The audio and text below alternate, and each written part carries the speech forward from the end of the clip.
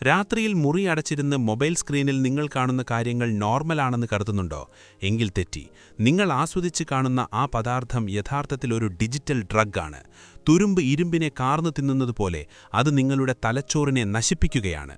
Neuro സയന്റിസ്റ്റുകളുടെ അഭിപ്രായത്തിൽ ഒരു porn അഡിക്റ്റിന്റെയും cocaine അഡിക്റ്റിന്റെയും brain സ്കാനുകൾ തമ്മിൽ വലിയ വ്യത്യാസമില്ല. നിങ്ങൾ വെറുമൊരു മെഷീനിലെ പിക്സലുകൾ കണ്ട് ആസ്വദിക്കുകയല്ല, മറിച്ച് നിങ്ങളുടെ ന്യൂറോണുകളെ കൊന്നുകൊണ്ടിരിക്കുകയാണ്. നമ്പർ 1, ദ ഡോപ്പമീൻ ഫ്ലഡ്, തലച്ചോറിലെ പ്രളയം. നമ്മുടെ തലച്ചോറിൽ സന്തോഷം നൽകുന്ന കെമിക്കലാണ് ഡോപ്പമീൻ. സാധാരണ കാര്യങ്ങൾ ചെയ്യുമ്പോൾ ഇത് മിതമായ രീതിയിലേ പുറത്തുവരൂ. എന്നാൽ സ്ക്രീനിലെ ഇത്തരം വിഷ്വലുകൾ കാണുമ്പോൾ ബ്രെയിനിൽ ഡോപ്പമീൻ്റെ ഒരു പ്രളയം തന്നെ ഉണ്ടാകുന്നു. ഇതിനെ സൂപ്പർ നോർമൽ സ്റ്റിമുലസ് എന്ന് വിളിക്കുന്നു. പതുക്കെ ബ്രെയിൻ ഇതിനെ പ്രതിരോധിക്കാൻ ശ്രമിക്കുകയും നിങ്ങളുടെ ഡോപ്പമീൻ റിസപ്റ്റേഴ്സ് നശിപ്പിക്കുകയും ചെയ്യും. ഫലം, പഴയ വീഡിയോകൾ കണ്ട് നിങ്ങൾക്ക് തൃപ്തി വരാതെ വരുന്നു. കൂടുതൽ വന്യമായ കാര്യങ്ങൾ തേടി നിങ്ങൾ പോകുന്നു. നമ്പർ 2, ദ കൂളിജ് എഫക്റ്റ്, ചൂഷണം ചെയ്യപ്പെടുന്ന ബ്രെയിൻ. സയന്റിസ്റ്റുകൾ എലികളിൽ നടത്തിയൊരു പഠനമാണിത്. ഒരേ ഇണയോടൊപ്പം ബോറടിച്ചിരിക്കുന്ന എലിയുടെ മുന്നിലേക്ക് പുതിയ ഒന്നിനെ എത്തിക്കുമ്പോൾ അത് വീണ്ടും ആവേശഭരിതനാകുന്നു. ഇന്റർനെറ്റ് നിങ്ങൾക്ക് ഓരോ നിമിഷവും പുതിയ മുഖങ്ങളും രൂപങ്ങളും നൽകിക്കൊണ്ടിരിക്കുകയാണ്. നിങ്ങൾ ആ എലിയെപ്പോലെ തളർന്നു വീഴുന്നതുവരെ ബ്രെയിൻ നിങ്ങളെക്കൊണ്ടിത് ചെയ്യിപ്പിക്കും. Number 3, the brain damage, മസ്തിഷ്കാഘാതം.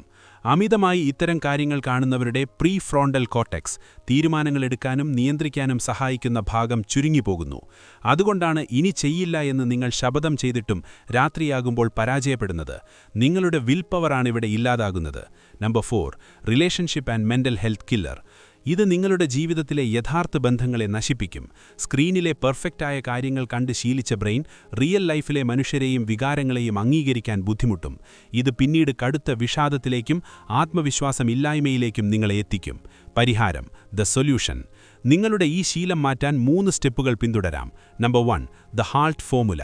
എപ്പോഴൊക്കെ നിങ്ങൾക്ക് ഈ ആഗ്രഹം വരുന്നോ അപ്പോഴൊന്ന് നിൽക്കുക.